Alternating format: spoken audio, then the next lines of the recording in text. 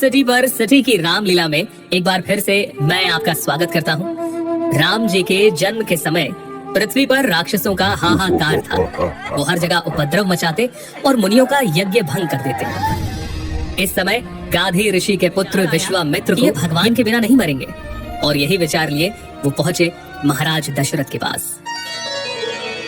दशरथ जी अपने सुकुमार पुत्र राम को भेजना तो नहीं चाहते थे, लेकिन वशिष्ठ जी के समझाने पर उन्होंने राम और लक्ष्मण को विश्वामित्र जी के साथ भेज दिया।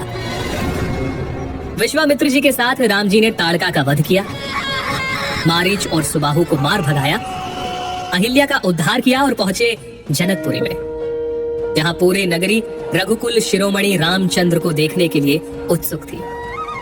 जनकपुरी में प्रवास के समय गुरु की आज्ञा से दोनों भाई पुष्प वाटिका पहुंचे, जहां उनकी भेंट हुई माता सीता से। जनकपुरी में स्वयंवर की तैयारियां चल रही थी, सभा तैयार थी, में अनेक राजा आए हुए थे, जिनके सामने महाराज जनक ने अपने प्रण को दोहराया। आज शिव जी के इस कठोर धनुष को जो इस राज्य सभा में तोड़ेगा, जानकी उसका ही वरण करेंगी।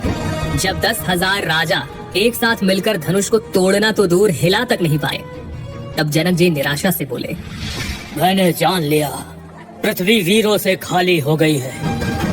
जनक जी के इस प्रकार के वचनों से लक्ष्मण जी तमतमा उठे, उनकी भौहें टेढ़ी हो गई, उनके नेत्र क्रोध से लाल हो गए। भैया, आपकी आज्ञा पाऊं तो ब्रह्मांड को गेंद की तरह उठा लूं, सुमेरु पर्वत को मूली की तरह तोड़ दूं। फिर ये धनुष क्या चीज है? तब विश्वामित्र की आज्ञा पर भगवान श्री राम धनुष की ओर बढ़ चले। धनुष के समीप पहुंचकर उन्होंने मन ही अपने पितरों को और भगवान शिव को प्रणाम करते हुए फुर्ती से धनुष को लिया, चढ़ाया और तोड़ दिया। लेत चढ़ावत खेचत गाढ़े, लेत चढ़ावत खेचत गाढ़े, काहू न लखा देख सब उठाड़े। तेहि छन राम मध्य धनु तोरा, भरे भुवन धुनि घोर कठोरा। राम सिया राम बोलो, राम सिया राम बोलो, राम सिया राम बोलो राम। धनुष के टूटने पर परशुराम जी आते हैं, परशुराम संवाद होता है, जिसके बाद राम जी और लक्ष्मण जी का संवाद होता है और इस प्रकार सीता स्वयंवर और बाल कांड संपन्न होता है। आगे हम अयोध्या कांड से होती है। एक तरफ जहाँ अयोध्या में हर्ष और उल्लास का दृश्य था, तो वहीं देवताओं में व्याकुलता। उधर वो माता सरस्वती के पास पहुँचे और फिर माता सरस्वती ने मंथरा की बुद्धि फिराई। मंथरा ने कैकेयी से कहा, यदि कल राम का राज तिलक हो गया, तब समझना कि विधाता ने तुम्हारे लिए विपत्ति का बीज बो दिया। कौशल्या तुम्हें दुख देगी और भरत को कारागार में डाल दिया जाएगा। मंथरा कैकेयी भयभीत हो गई, कुछ बोल ही ना पाई। इसके बाद कैकेयी कोप भवन में जाती है, जहां महाराज दशरथ को उनके दिए 2 वचन याद दिलाती है। हे प्राणनाथ, सुनिए, मेरे मन को भाने वाला एक वर दीजिए। भरत को राज तिलक और दूसरा वर भी मैं हाथ जोड़कर मांगती हूँ। राम को 14 वर्ष के लिए वन में निवास। कैकेयी की बात सुनकर महाराज दशरथ सहम गए। उनका शरीर ऐसा हो गया जैसे ताड़ के पेड़ पर बिजली गिर गई हो। इस सूचना के बाद अयोध्या वासियों का हर्ष विषाद में बदल गया। राम, लक्ष्मण और सीता जी वनवास के लिए तैयारियां करते हैं। उनके चलते ही महाराज दशरथ मूर्छित हो गए और नगर वासियों को सोया हुआ छोड़कर वे आगे बढ़ चले।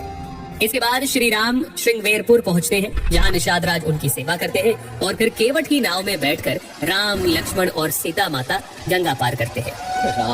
इधर अयोध्या में श्री राम वियोग में महाराज दशरथ स्वर्ग सिधार गए और अयोध्या में वापस आकर जब भरत जी को सारे घटनाक्रम का पता चलता है, तो उनके सारे अंग क्रोध की अग्नि में जलने लगते हैं। अपनी तूने सारे कुल का नाश कर दिया। यदि तेरी इतनी ही बुरी रुचि थी तो मुझे जन्म लेते ही मार क्यों नहीं दिया? अरे कुमति, तेरे हृदय में ये कुविचार आया, तभी तेरे हृदय के टुकड़े टुकड़े क्यों नहीं हो गए? तेरी जीवा गल क्यों नहीं गई? श्री राम को मनाने के लिए भरत चित्रकूट पहुंचे, लेकिन प्रभु के मना करने पर उनकी चरण पादुका लेकर वापस अयोध्या की ओर उन्होंने प्रस्थान किया। सुनि सिख पाए असीस बड़ी, धनक बोल दिनो साधी। सिंहासन प्रभु पादुका बैठा रे मेरो पाधी। इस तरह अयोध्या का पुत्र जयंत अपनी कुटिलता के चलते रामद्रोही बन जाते हैं। शूर्पणखा की नाक कटती है और सीता हरण जैसी घटनाएं होती हैं। लेकिन अभी के लिए इतना ही।